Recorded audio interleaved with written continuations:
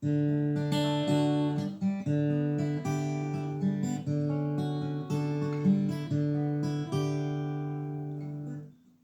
heb dat tedere gevoel voor elke zot, voor elke dwaas die buiten ronddaast zonder doel, die niemands knecht is, niemands baas.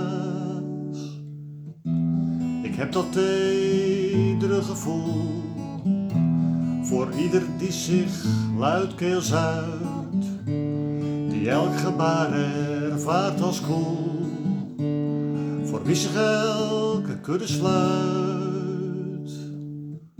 Ik heb dat tedere gevoel voor wie zich in een droom verwaart, en waar die droom de waarheid taart, klinkt zijn lach soms net iets te hard.